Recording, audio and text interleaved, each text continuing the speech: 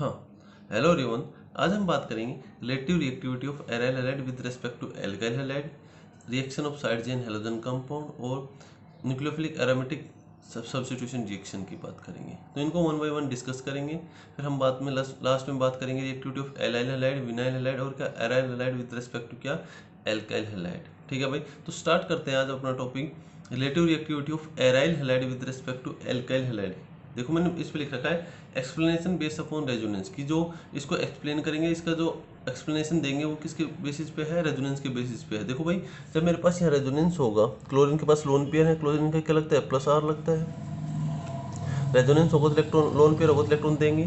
तो यहाँ देखो क्लोरीन के पास जो कार्बन और क्लोरीन है उसके पास ना तो पूरे डबल बॉन्ड करेक्टर है, क्योंकि सिंगल भी है या डबल भी है ना, और ना ही सिंगल बॉन्ड करेक्टर है। तो इसके पास कैसे करेक्टर है, पार्शियल डबल बॉन्ड करेक्टर, एक से ज़्यादा और दो से कम पार्शियल डबल बॉन्ड करेक्टर है। लेकिन जब मैं एल्काइल हैलाइड की बात करता हूँ तो उसके पास क्या होते हैं, सिंगल कार्बन और हाइड्रोजन के पास क्या सिंगल बॉन्ड करेक्टर होते हैं। तो देखो जब न्यूक्लियोफाइल आएगा तो एक तो अटैक यहाँ करेगा, इसको सब्स्टिट्यूट करेगा, एक अटैक कहाँ करेगा, यहाँ अटैक करेगा, इनको सब्स्टिट्यूट करेगा।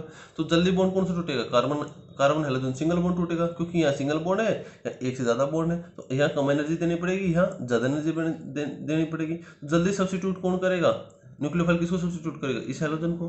तो रिएक्टिविटी किसकी ज़्यादा होगी, एल्काइल हैलाइड की ज़्यादा होगी, किससे, एराइल हैलाइड से, ड्यू टू क्या, सिंगल बॉन्ड करेक्टर। जो कार्बन हैलोजन उसके पास सिंगल बॉन्ड है एल्काइल हैलाइड में, और एराइल हैलाइड में क्या एक से ज़्यादा दो से कम, उसको बोलते हैं पार्शियल डबल बॉन्ड करेक्टर। क्योंकि रेजोनेंस हो रहा है, रेजोनेंस हो रहा है, जो कार्बन हैलोजन है उसके बीच में देखो डबल बॉन्ड आ रहा है, डबल बॉन्ड आ रहा है। अब ये अनस्टेबिलिटी अपने इलेक्ट्रॉन लेगा, तो इसमें कभी आता है कभी जाता है, कभी आता है कभी जाता है। इसका मतलब क्या है, एक बार तो हमारे पास सिंगल बॉन्ड होगा, क्या होगा हमारे पास डबल बॉन्ड होगा, फ्लक्चुएट करेगा। तो इसका मतलब क्या है, ना तो एक बॉन्ड है ना हमारे पास दो बॉन्ड है, तो एक और दो के बीच में है, तो उसको बोलते हैं पार्शियल डबल बॉन्ड करेक्टर।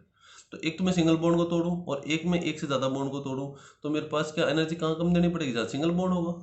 हाँ भाई, तो जहाँ सिंगल बॉन्ड होगा वहाँ कम एनर्जी होगी, तो न्यूक्लियोफाइल इजीली सब्स्टिट्यूट करेगा हेलोजन को, तो रिएक्टिविटी क्या हो जाएगी, ज़्यादा हो जाएगी। तो एल्काइल हैलाइड की रिएक्टिविटी ज़्यादा होती है किससे, एराइल हैलाइड से। ठीक है भाई, अब बात करते हैं reaction of side chain halogen compound.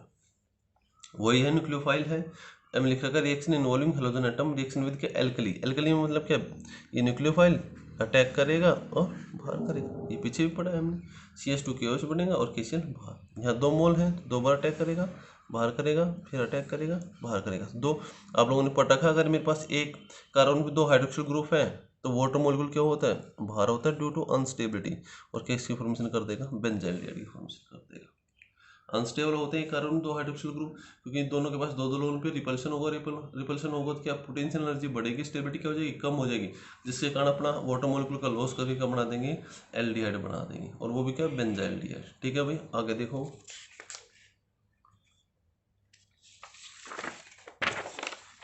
देखो भाई, रिएक्शन विद अमोनिया, अमोनिया क्या करेगा, लोन पेयर है, न्यूक्लियोफाइल की तरह बिहेव करेगा, अटैक करेगा, Cl को बाहर बन जाएगा, HCl बाहर चला जाएगा।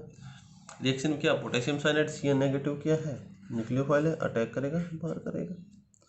वुड्स रिएक्शन पड़ी थी, तो जैसे वुड्स रिएक्शन वैसे क्या, वुड्स फिटिंग, लेकिन इसमें एक एराइल होगा, एक क्या हुआ, एल्काइल होगा। वहाँ दोनों क्या थे, एल्काइल थे, दोनों क्या ही है। यहाँ से बॉन्ड टूटेगा, ये बॉन्ड टूटेगा, यहाँ पॉजिटिव चार्ज आएगा, यहाँ पॉजिटिव चार्ज आएगा। अब सोडियम एक को इलेक्ट्रॉन देगा, मान ली इसने इलेक्ट्रॉन दिया तो न्यूट्रलाइज हुआ, एक इलेक्ट्रॉन दूसरे ने दिया तो नेगेटिव चार्ज, नेगेटिव पॉजिटिव ने क्या बना लिया, बॉन्ड बना लिया, और 2NaCl क्या हो गया, बाहर हो गया। पीछे भी बताया था।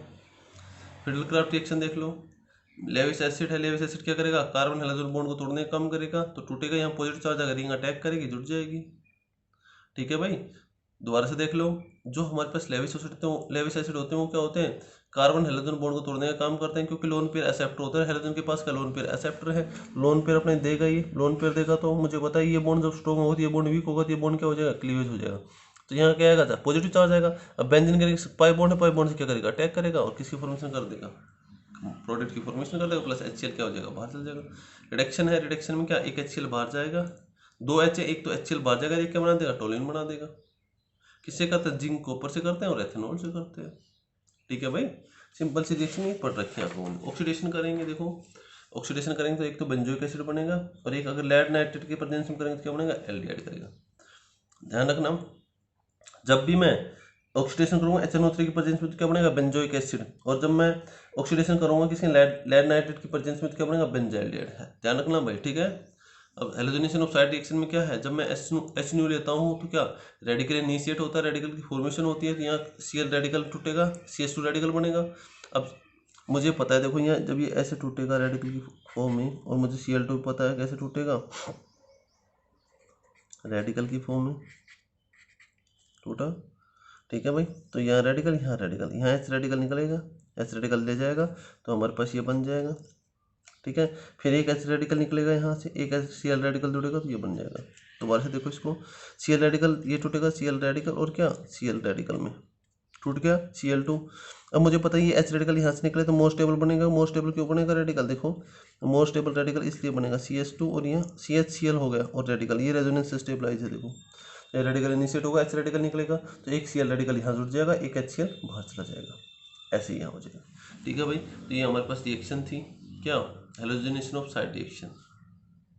जब भी सनलाइट की प्रेजेंस दे रखी हो, फोटोकेमिकल कंडीशन दे रखी हो, तो वहाँ हमेशा रेडिकल इनिशिएट होता है। अब बात करेंगे explanation of the difference in relative reactivity of side chain and क्या न्यूक्लियर हेलोजन डेरिवेटिव। ये कह रहा है एक तो मेरे पास साइड चेन हो और एक मेरे पास क्या हो न्यूक्लियर हेलोजन डेरिवेटिव हो। साइड चेन में देखो, साइड चेन में देखो भाई एक बार, साइड चेन का मतलब मेरे पास क्या है, ये है CH2 और क्या हो X हो, और न्यूक्लियर हेलोजन डेरिवेटिव का मतलब क्या है, मेरे पास ये हो।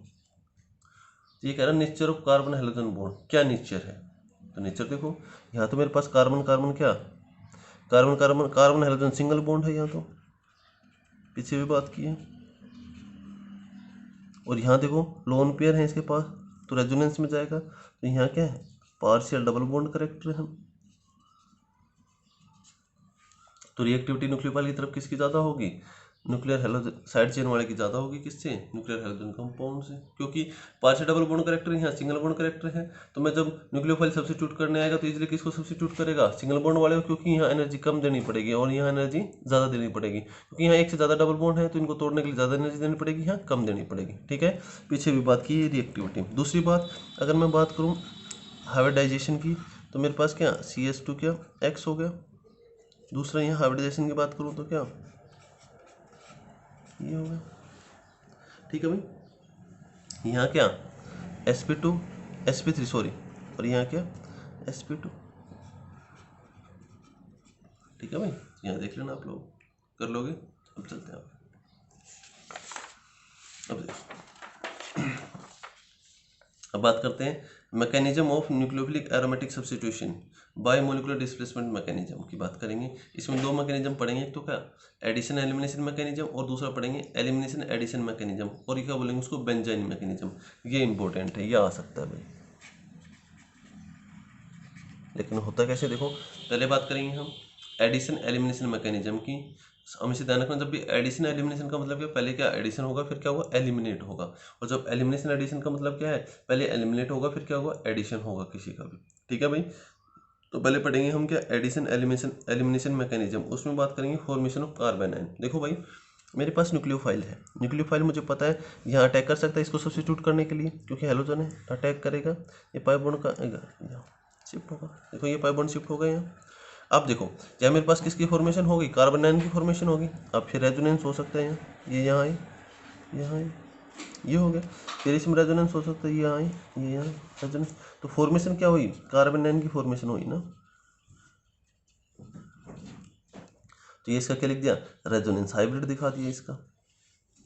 ये जो हमारे पास नेगेटिव चार्ज और डिकोलाइज हो रहा है कितने कार्बन पे 1 2 3 4 5 पर, ठीक है भाई 5 कार्बन एटम में क्या दिखा दिया मैंने डिलोकलाइजेशन दिखा दिया किसका नेगेटिव चार्ज का। अब बात करते हैं elimination of halide. Elimination of halide क्या, अब ये अपने इलेक्ट्रॉन देगा और बाहर चला जाएगा, तो फॉर्मेशन किसकी कर देगा न्यूक्लियोफाइल जुड़ जाएगा और हेलोजन क्या निकल जाएगा बाहर चला जाएगा। देखो यहाँ हमारे पास कार्बन आयन की फॉर्मेशन हो रही है, कार्बन आयन का मतलब क्या नेगेटिव चार्ज आ रहा है, जो नेगेटिव चार्ज को डिस्पर्स करते हैं वो इसकी स्टेबिलिटी को बढ़ाएगा। इसका मतलब क्या कार्बन आयन की स्टेबिलिटी कौन बढ़ाएंगे इलेक्ट्रॉन विड्रॉइंग ग्रुप, क्योंकि वही तो डिस्पर्स करते हैं नेगेटिव चार्ज को। तो देखो मैं लिख रखा है influence of substituent on reactivity in nucleophilic aromatic substitution. तो रेट ऑफ रिएक्शन है ये इसकी रिएक्टिविटी वो डायरेक्टली प्रोपोर्शनल होगी इलेक्ट्रॉन विड्रॉइंग ग्रुप या ऑफ सब्स्टिट्यूएंट की, क्योंकि मुझे पता है ना नेगेटिव चार्ज क्या कार्बन आयन की फॉर्मेशन हो रही है, और कार्बन आयन की स्टेबिलिटी कौन बढ़ाते हैं इलेक्ट्रॉन विड्रॉइंग ग्रुप बढ़ाते हैं। जिसका जितना ज़्यादा इलेक्ट्रॉन विड्रॉइंग पावर उसकी रिएक्टिविटी या रेट ऑफ रिएक्शन क्या उतनी ज़्यादा, ठीक है भाई।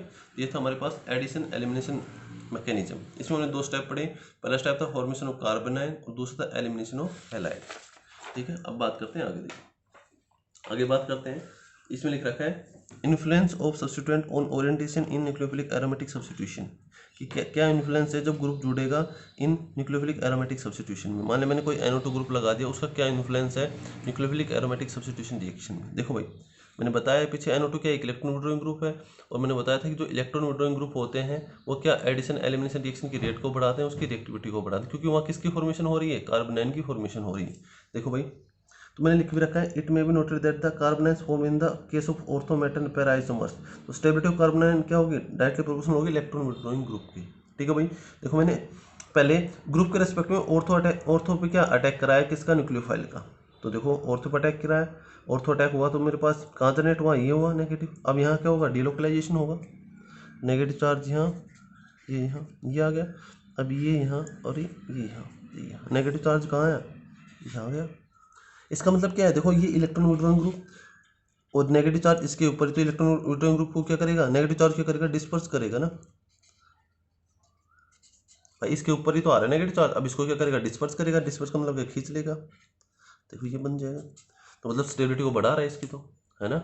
दूसरा देखो पैरा अटैक पे, पैरा अटैक कराऊंगा तो ये देखो पैरा अटैक हुआ थी क्या, ये यहाँ आएगा, ये यहाँ पे नेगेटिव चार्ज आ रहा है। देखो अब क्या करेगा, इसको डिस्पर्स करेगा, तो देखो अगले स्टेप में करेगा, पहले ये क्या जाएगा, यहाँ जाएगा, ये यहाँ नेगेटिव हो गया।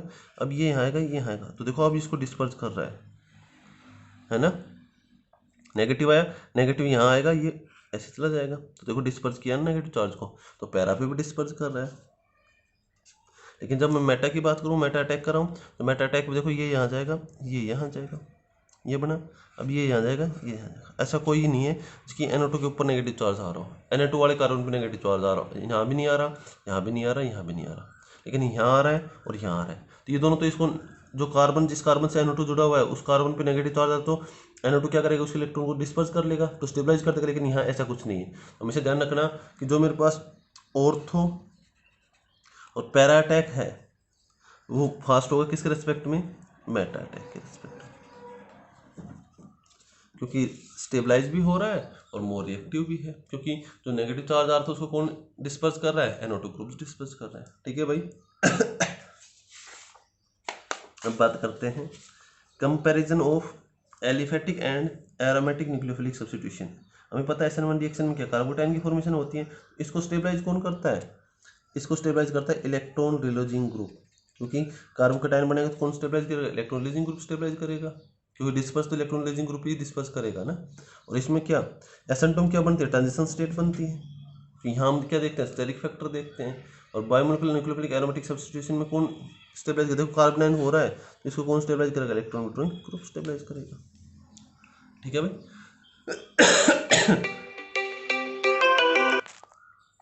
देखो भाई एक बार यहाँ एक चीज़ और ध्यान देना कि अगर मेरे पास ऑर्थो अटैक है, पैरा अटैक है, तो जो मेरे पास इलेक्ट्रॉन विड्रॉइंग ग्रुप है वो तो एक्टिवेट करेंगे रिंग को रिएक्टिविटी की तरफ, और जो हमारे पास इलेक्ट्रॉन रिलीजिंग ग्रुप होंगे वो क्या करेंगे, डीएक्टिवेट करेंगे, क्योंकि यहाँ कार्बन आयन की फॉर्मेशन हो रही है। तो कार्बन आयन को स्टेबलाइज कौन करते हैं, इलेक्ट्रॉन विड्रॉइंग ग्रुप करते हैं, और कार्बन आयन को डिस्टेबलाइज कौन करते हैं, इलेक्ट्रॉन रिलीजिंग ग्रुप डिस्टेबलाइज करते हैं। ठीक है भाई। अब देखो आगे अब बात करते हैं हम किसकी, एलिमिनेशन, एडिशन और बेंजाइन मैकेनिज्म की। एलिमिनेशन, एडिशन और क्या, बेंजाइन मैकेनिज्म की। देखो अब इसमें पहले हमें पता होना चाहिए बेंजाइन होता क्या है। तो बेंजाइन कुछ नहीं होता, जो हमारे पास एरोमेटिक रिंग होती है ना, बेंजीन रिंग, उसके साथ एक डबल बॉन्ड और क्या आ जाता है। तो ये हमारे पास कार्बन कार्बन क्या हो गया, ट्रिपल बॉन्ड हो गए। देखो भाई इसमें लिखा है benzyne is highly reactive intermediate species which contains an additional bond between two ortho carbon of benzene ring. तो ये तो लिख रखा है, टू ऑर्थोकार्बन ऑफ क्या, बेंजीन रिंग है, और उस पर क्या है, एक एडिशनल बॉन्ड है। The extra bond is formed by the sidewise overlap of क्या, sp2 orbital of two carbon atom. यहाँ भी sp2 था, यहाँ भी sp2 था, तो उन्हें क्या देखो ऐसे था। तो मेरे पास बेंजीन रिंग थी, तो यहाँ भी sp2, यहाँ भी sp2, तो जो इसका ऑर्बिटल है साइड वाइज ओवरलैप करेंगे और किसकी फॉर्मेशन कर देंगे, बेंजाइन की फॉर्मेशन कर देंगे। ठीक है भाई। अब देखो आगे होता क्या है बेंजाइन मैकेनिज्म, दो स्टेप होते हैं, पहले एलिमिनेशन होगा, फिर क्या होगा, एडिशन होगा। तो एलिमिनेशन में देखो मुझे पता है स्ट्रॉन्ग बेस लूंगा तो स्ट्रॉन्ग बेस क्या करेगा, एसिडिक हाइड्रोजन को निकालेगा। तो जो हमारे पास हेलो बेंजीन उसके रिस्पेक्ट में ऑर्थो पोजीशन पे हाइड्रोजन होगी वो क्या होगी, एसिडिक हाइड्रोजन होगी। तो जो हेलो बेंजीन है इसके रिस्पेक्ट में ऑर्थो कार्बन पे के जो हाइड्रोजन है वो क्या एसिडिक है, तो इस हाइड्रोजन को निकालेगा, निकाल दिया।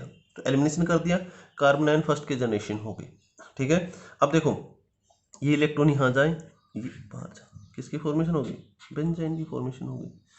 ठीक है भाई, अब NH2 कहाँ से अटैक कर सकता है, NH2 यहाँ से अटैक करें, यहाँ से अटैक करें और ये बॉन्ड कहाँ डिस्प्लेस हो जाएगा। ठीक है भाई, अब यहाँ NH3 था, NH3 क्या करेगा, अपना H+ देगा और फॉर्मेशन कर देगा किसकी, एनिलीन की फॉर्मेशन कर देगा और NH2 नेगेटिव कहाँ चला जाएगा, बाहर। तो देखो ये तो एडिशन का है, एडिशन हुआ, और ये क्या था, एलिमिनेशन का स्टेप था। हमने यहाँ क्या पढ़ा, एडिशन एलिमिनेशन स्टेप पढ़ा, नहीं पहले क्या पढ़ा, एलिमिनेशन फिर क्या, एडिशन स्टेप। तो सिंपल है, उसका उल्टा है। जब हमने एडिशन एलिमिनेशन पढ़ा था उसका जस्ट क्या है, उल्टा है। यहाँ पहले एलिमिनेट होगा और फिर क्या होगा, एडिशन होगा। हमेशा ध्यान रखना, जो हेलोबेंजीन होंगी उसके रेस्पेक्ट में ऑर्थो कार्बन पे जो हाइड्रोजन होगी वो क्या होगी, एसिडिक होगी। तो जो स्ट्रॉन्ग बेस है वो उस एसिडिक हाइड्रोजन को क्या करेगा, रिमूव करेगा। ठीक है भाई अब देखो ये कह रहे हैं evidence in support of above mechanism, क्या क्या एविडेंसेस थे। तो पहला कह रहा है कि जब मैं लेवल कर दूं क्लोरोबेंजीन को, जिस कार्बन से क्लोरीन जुड़ी हुई है उस कार्बन को लेवल कर दूं। देखो मैंने लिख भी रखा है, व्हेन लेवल chlorobenzene in which chlorine is attach to क्या, C14 आइसोटोप ले लिया कार्बन का, आइसोटोप मार्क एज क्या, star, was rejected with amide ion, the result amine consist of क्या, mixture of two type of molecule. ये कह रहा है जब मेरे पास C14 आइसोटोप लूंगा तो जब मैं उसको अमाइडाइन के साथ रिएक्ट कराऊंगा तो दो मेरे पास जो मिक्सचर मिलेगा, दो कंपाउंड का मिक्सचर मिलेगा। देखो क्या क्या मिलेगा देखो अगर मैं यहाँ से, मुझे पता है बेस डाल दिया, स्ट्रॉन्ग बेस है, तो एसिडिक हाइड्रोजन यहाँ से निकालेगा या यहाँ से, बात तो बराबर है, कहीं से निकाल लो। मैंने यहाँ से निकाली और मैंने यहाँ से निकाली तो यहाँ नेगेटिव चार्ज आएगा, नेगेटिव चार्ज के इलेक्ट्रॉन देगा Cl बाहर, तो ये हमारे पास बेंजीन की फॉर्मेशन हो जाएगी। देखो अब NH2 अटैक करने की दो पॉसिबिलिटी है, ऊपर से अटैक करें, नीचे से अटैक करें, कहीं से अटैक कर ले, बात तो बराबर है। तो जो NH2 है वो अटैक कहाँ से करेगा, एक बार तो यहाँ से अटैक करेगा तो इसकी फॉर्मेशन करेगा, NH2 एक बार यहाँ से अटैक करेगा तो किसकी फॉर्मेशन करेगा, इसकी फॉर्मेशन करेगा। तो दो पॉसिबिलिटी है ना हमारे पास प्रोडक्ट, लेकिन प्रोडक्ट बनेगी क्या, 1:1 में सेम बनेगी। ठीक है भाई, ऐसे क्या देखो क्लोरोबेंजीन है हमारे पास, हाँ भाई क्लोरोबेंजीन हो गई हमारे पास। अब देखो यहाँ मेरे पास NH2 एसिडिक हाइड्रोजन यहाँ से भी निकाल सकते हैं, यहाँ से भी, कहीं से भी निकाल लो, बात बराबर, क्योंकि इससे रिस्पेक्ट में और तो देखूंगा यहाँ तो ये हाइड्रोजन यहाँ से भी निकाल ले या हाइड्रोजन यहाँ से निकाल ले, बात बराबर है। तो जो NH2 कहाँ से निकाले, यहाँ से, तो यहाँ से क्या किसी फॉर्मेशन करी, बेंजाइन फॉर्मेशन हो जाएगी। बेंजाइन की फॉर्मेशन कैसी होगी, बेंजाइन की फॉर्मेशन ऐसी होगी। ठीक है भाई, ये अब NH2 यहाँ CH3 है, अब NH2 यहाँ से अटैक कर सकता है, NH2 यहाँ से अटैक कर सकता है। तो NH2 एक बार यहाँ से अटैक करेगा तो पैरा प्रोडक्ट बनेगा, और NH2 यहाँ से अटैक करेगा तो क्या बनेगा, मेटा प्रोडक्ट बनेगा। ठीक है भाई, ठीक है, ये थे हमारे पास सेम वो प्रोडक्ट, दो मिक्सचर ऑफ दो प्रोडक्ट मिलेंगे। अब बात करते हैं ortho deuterio bromobenzene has been found to be less reactive than क्या, ब्रोमोबेंजीन। ये कह रहा है कि अगर मैं ड्यूटेरियम ले लूँ, ट्रिटियम ले लूँ, कार्बन हाइड्रोजन से ड्यूटेरियम ले लूँ या ट्रिटियम ले लूँ, अगर मेरे पास एक तो क्या हो कार्बन हाइड्रोजन बॉन्ड हो, एक कार्बन ड्यूटेरियम बॉन्ड हो, और एक क्या हो कार्बन ट्रिटियम बॉन्ड हो, तो जो बेस है सबसे पहले एसिडिक हाइड्रोजन कहाँ से निकालेगा, यहाँ से निकालेगा, क्योंकि इनका मास ज़्यादा तो बॉन्ड टूटने में टाइम लगेगा। तो H+ कहाँ से निकलेगा, इजली यहाँ से। तो बेंजीन की फॉर्मेशन कहाँ से होगी, जल्दी यहाँ से। तो रिएक्शन फास्ट कौन सी होगी, ये। तो देखो जब मैंने हाइड्रोजन लिया तो मैंने रिलेटिवली फास्ट लिख रखा है, ड्यूटेरियम लिया तो मैंने क्या रिलेटिवली स्लो लिख रखा। ये तो स्लो होगी, ये क्या होगी, फास्ट होगी। क्यों हुई, क्योंकि मुझे पता है कार्बन, एक तो कार्बन हाइड्रोजन बॉन्ड, एक मेरे पास है कार्बन ड्यूटेरियम बॉन्ड, तो मास किसका ज़्यादा, इसका ज़्यादा, तो इस बॉन्ड को तोड़ने में ज़्यादा एनर्जी की आवश्यकता होगी एज कम्पेयर टू इस बॉन्ड के। तो ये बॉन्ड इजिली टूटेगा और जल्दी फास्ट रिएक्शन करेगा। ठीक है भाई, अब देखो अगला, absence of ortho hydrogen atom with respect to halogen does not give benzene mechanism। बिल्कुल सही बात है। अगर मेरे पास ब्रोमोबेंजीन ले लिया मैंने, इसके रेस्पेक्ट में मेरे पास दोनों जो ऑर्थो पोजीशन है दोनों क्या है, फिल है, हाइड्रोजन है ही नहीं, यहाँ भी हाइड्रोजन नहीं है, यहाँ भी हाइड्रोजन नहीं है। तो जो बेस है वो एसिडिक हाइड्रोजन निकालेगा कहाँ से, जब एसिडिक हाइड्रोजन ही नहीं निकलेगी तो बेंजीन की फॉर्मेशन नहीं होगी, और बेंजीन की फॉर्मेशन नहीं हुई तो हमारे पास रिएक्शन भी नहीं होगी। ठीक है भाई, ध्यान रखना, absence of ortho hydrogen atom with respect to halogen does not give benzene mechanism। क्योंकि एसिडिक हाइड्रोजन नहीं होगी तो बेंजीन नहीं बनेगा, बेंजीन नहीं बनेगा तो रिएक्शन नहीं होगा। अब देखो अपना, ये कह रहा है it has also been observe that certain isomeric aryl halide yield the same product. ये कह रहा है कि मैंने ये भी ऑब्जर्व किया कि जो हमारे पास सर्टेन आइसोमेरिक एराइल हैलाइड है वो सेम प्रोडक्ट क्या यील्ड देते हैं। देखो अगर मैं यहाँ से बेस, यहाँ भी एसिडिक हाइड्रोजन है, यहाँ भी एसिडिक हाइड्रोजन है, एक बार यहाँ से निकालेगा तो हमारे पास क्या बनेगा बेंजीन, ये बनेगा। एक बार क्या यहाँ से निकालेगा तो यहाँ बनेगा, है ना। देखो भाई, और दूसरी बात, अब इसके रेस्पेक्ट में ऐसे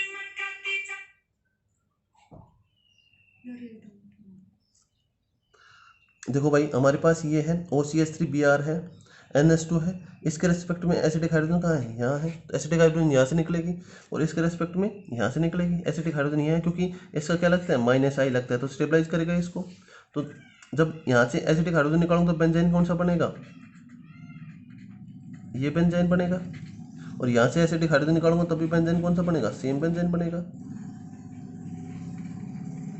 हाँ भाई, तो बेंजीन तो सेम बनना है तो सेम आइसोमेरिक प्रोडक्ट देंगे। ठीक है भाई। अब बात करते हैं relative reactivity of allyl vinyl aryl halide with respect to alkyl halide. तो हमारे पास देखो, जब SN1 की बात करूँगा एलाइल हैलाइड में, यहाँ से निकलेगा ये, यहाँ किसकी फॉर्मेशन होगी, कार्बोकेटाइन की। और कार्बोकेटाइन किससे स्टेबलाइज होगा, रेजोनेंस से। तो ध्यान रखना, यहाँ निकलेगा तो यहाँ कार्बोकेटाइन की फॉर्मेशन होगी एल्काइल में, लेकिन ये स्टेबलाइज नहीं होगा रेजोनेंस से। तो ध्यान रखना कि जो एलाइल हैलाइड है उसकी रिएक्टिविटी ज़्यादा है किससे, एल्केल हैलाइड से, ड्यू टू रेजोनेंस। अगर मैं बात करूँ इन SN2 में, तो जो एलाइल हैलाइड है वो सेम रिएक्ट होगा किसके साथ, एल्काइल हैलाइड के साथ, क्योंकि दोनों के पास ना तो कोई स्टेरिक फैक्टर है, इजिली न्यूक्लियोफाइल अटैक करेगा और सब्स्टिट्यूट करेगा। तो ध्यान रखना, जब SN2 की बात करूंगा तो एलाइल एल्काइल की क्या, सेम रिएक्टिविटी। लेकिन मैं SN1 की बात करूँ तो एलाइल की रिएक्टिविटी ज़्यादा है किससे, एल्काइल से, ड्यू टू क्या, रेजोनेंस। अगर मैं विनाइल की बात करूँ तो देखो यहाँ पार्शियल डबल बॉन्ड करेक्टर है, पार्शियल डबल बॉन्ड करेक्टर है, तो मुझे पता है यहाँ तो बॉन्ड इजीली सब्स्टिट्यूट होगा नहीं, यहाँ इजीली सब्स्टिट्यूट होगा। तो SN1 की रिएक्टिविटी ज़्यादा होगी किससे, SN2 से। ठीक है भाई। अब बात नहीं, SN2 की ज़्यादा होगी यहाँ और यहाँ भी, क्योंकि यहाँ दो बॉन्ड को तोड़ना पड़ेगा, यहाँ एक बॉन्ड को तोड़ना पड़ेगा। जो SN1 और क्या SN2 रिएक्शन होंगे किसमें, विनाइल हैलाइड में, और रिएक्टिविटी किसकी ज़्यादा होगी, एल्काइल की ज़्यादा होगी एज कम्पेयर टू क्या, विनाइल के। क्योंकि मुझे पता है ना भाई, यहाँ तो सिंगल बॉन्ड तोड़ना है, यहाँ क्या डबल बॉन्ड तोड़ना है। जल्दी टूटेगा कौन सा, सिंगल बॉन्ड। तो सिंगल बॉन्ड टूटेगा तो जल्दी रिएक्ट करेगा, तो रिएक्टिविटी क्या हो जाएगी, ज़्यादा हो जाएगी। ऐसे क्या है, अराइल में है, पीछे पढ़ भी चुके। ठीक है भाई, तो आज के वीडियो में इतना ही। मोस्टली अपना सारा सिलेबस हो गया है। ठीक है भाई, और कोई डाउट हो तो आप व्हाट्सएप कर देना या कॉल कर सकते हो। Thank you.